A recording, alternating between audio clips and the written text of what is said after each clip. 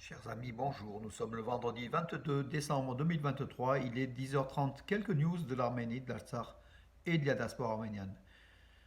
Le film La Promesse, donc on y revient, donc sur Arte, diffusé sur Arte mercredi, donc le 20 décembre, n'a recueilli que 591 000 téléspectateurs d'après en fait les mesures d'audience.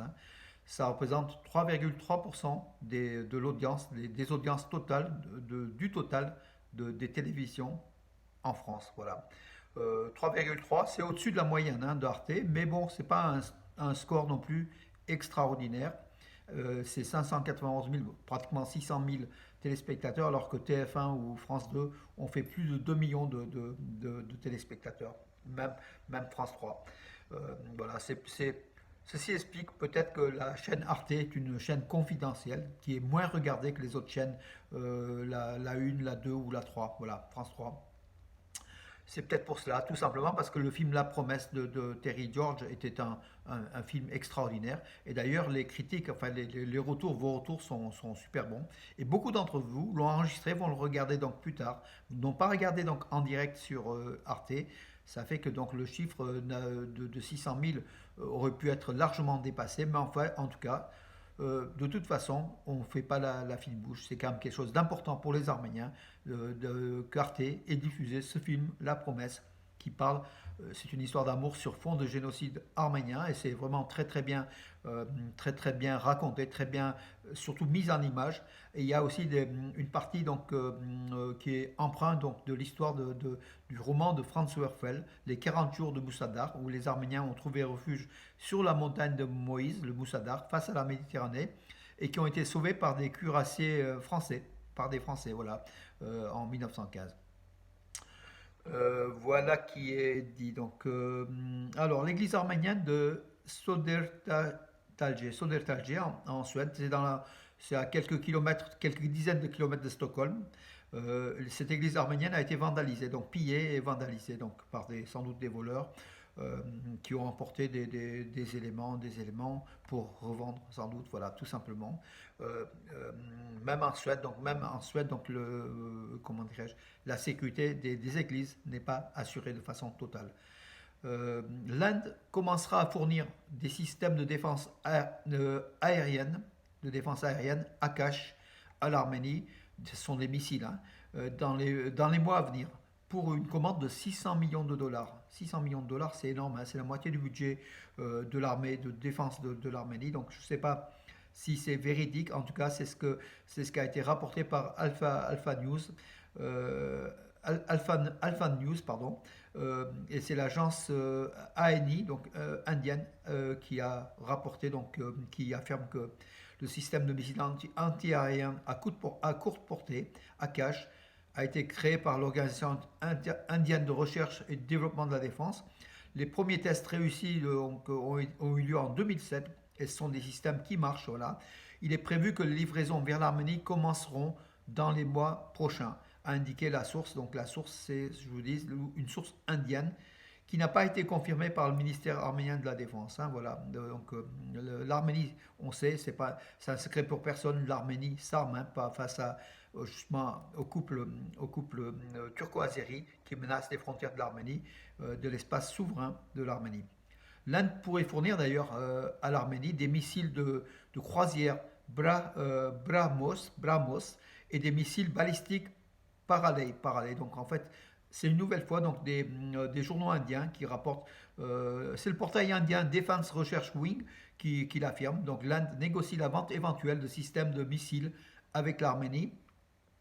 A rapporté donc l'agence, le portail indien Defense Research Wing, faisant référence à l'organisation de recherche. Enfin bon, je ne vais pas vous détailler donc tout cela, mais en tout cas, voilà encore une fois des contrats qui sont en cours de signature. L'Inde souhaite notamment fournir des missiles de croisière supersoniques Brahmos sont oui, des missiles supersoniques de croisière et des missiles balistiques à courte portée, Pralay, voilà. Selon les spécialistes militaires, la portée des missiles Pralay est de 150 à 500 km et celle des missiles Brahmos est de 290 km. Voilà qui va constituer un arsenal pour l'Arménie, pour sa défense, voilà, qui est bien utile parce que pour faire la paix, il faut être bien armé déjà. Aliyev à Stepanakert, il parade, hein, il a été donc pour le huitième de finale de la Coupe d'Azerbaïdjan à Stepanakert entre le club du Karabakh et puis un autre club. Il a dit, pour répondre à Pachinian, hein, en fait c'était les équipes du Karabakh contre Moïk à Stepanakert. Volontairement, il a fait le match au stade municipal de Stepanakert, renommé hein, d'ailleurs, mais en tout cas, c'est une ville, la capitale d'Artsakh, qui est occupée. Et Aliyev, il a dit, donc pour un petit peu répondre à Pachinian, il y a 4 ans, Pachinian avait affirmé que le Karabakh, l'Artsakh est arménien, un point c'est tout. Et là, il a répondu, donc Aliyev a répondu à Pachinian, sans le citer, hein, sans dire que c'est Pachinian, mais il a répondu désormais, le drapeau de l'Azerbaïdjan flottera pour toujours sur ces terres. Nous, Azerbaïdjanais, vivront ici pour toujours. Voilà, enfin, il rêve un peu hein, aussi. Hein. Il a dit le Karabakh, c'est l'Arménie et c'est tout. Donc, c'est ce qu'avait dit Pachinian.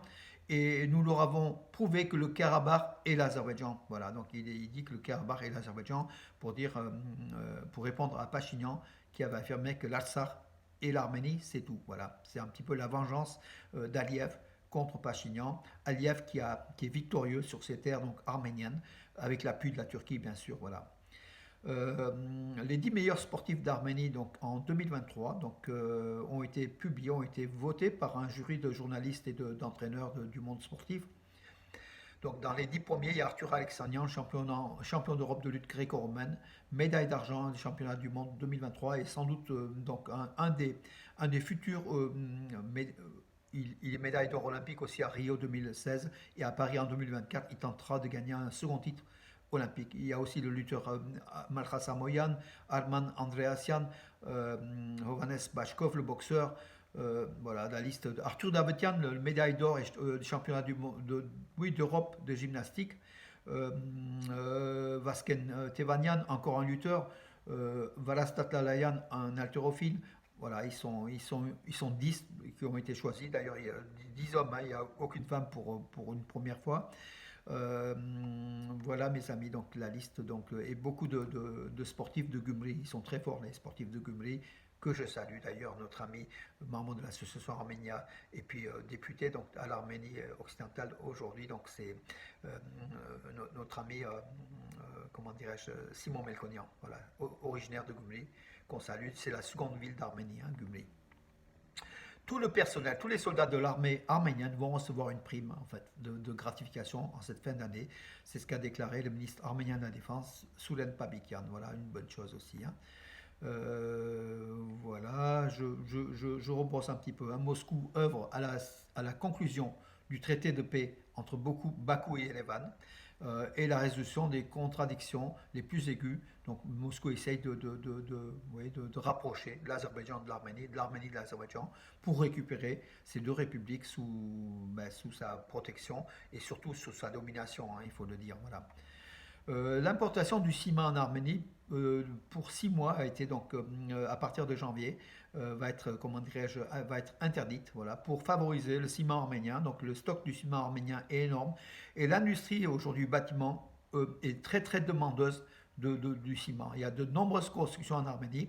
L'économie de l'Arménie enregistre des taux de croissance très importants et le ciment est un des éléments justement des constructions. Et l'Arménie produit beaucoup de ciment aussi. C'est pour favoriser ce ciment-là arménien que l'Arménie a décidé d'interdire pour 6 mois, de bloquer l'importation du ciment qui était importé depuis la Russie, depuis la Géorgie et sans doute aussi quelque peu depuis la Turquie. Voilà. Des ciments qui étaient encore moins chers que le ciment produit en Arménie. Mais voilà, il faut favoriser le Made in Armenia et c'est une bonne décision du gouvernement de Pachinian. Alors, le secrétaire de l'OTSC est venu hier en Arménie. Donc, il a rencontré le chef de la diplomatie arménienne, Arat Mirzoyan, et qui a présenté, lui, donc, son plan de carrefour de la paix. Donc, le plan de l'Arménie, carrefour de la paix, pour un peu débloquer la situation, les communications de l'Arménie avec justement les pays voisins, avec l'Azerbaïdjan, la Turquie, l'Iran, la Géorgie, et puis au-delà de la Russie. Voilà. Donc, et puis ce secrétaire de l'OTSE est venu présenter donc à l'Arménie les résolutions qui ont été donc adoptées récemment lors d'un sommet de l'OTSE à laquelle l'organisation de traité de sécurité collective, hein, donc avec sous la houlette de la Russie bien sûr, à laquelle l'Arménie était absente. Voilà. Le secrétaire donc, général de l'OTC est venu présenter le détail euh, à l'Arménie. Et puis il est reparti tout simplement. L'Arménie d'ailleurs désire se retirer de l'OTC. On a l'impression que voilà, on est à deux doigts de la rupture entre l'Arménie et l'OTC. Et pas de la CI en fait, hein, la communauté des États indépendants et l'Union économique eurasienne. L'Arménie a intérêt à y rester, donc c'est ce qu'a déclaré le gouvernement Pachinian. Par contre, l'OTC, il n'y a aucun, comment dirais-je, l'Arménie se tourne aujourd'hui vers l'Occident au niveau de sa défense, hein, voilà, comme on le sait. Et puis s'arme auprès de l'Inde, auprès de la France et d'autres pays aussi, voilà, en laissant la Russie et l'OTC qui n'ont pas joué leur rôle lors de l'attaque de l'Arménie déjà en mai 2021, quand les Azéris ont occupé autour du Sevlitch, donc du territoire arménien. Aujourd'hui, l'Azerbaïdjan occupe toujours 200 km² du territoire de la République d'Arménie, sans l'intervention de l'OTC qui a failli à ses obligations. L'Arménie étant membre de l'OTC, l'OTC aurait dû agir et réagir très rapidement. Voilà mes amis pour aujourd'hui. Voilà, j'ai fait le tour de l'actualité en oubliant sans doute quelques petites nouvelles, mais en vous donnant déjà l'essentiel. Je vous souhaite une bonne journée et à demain mes amis.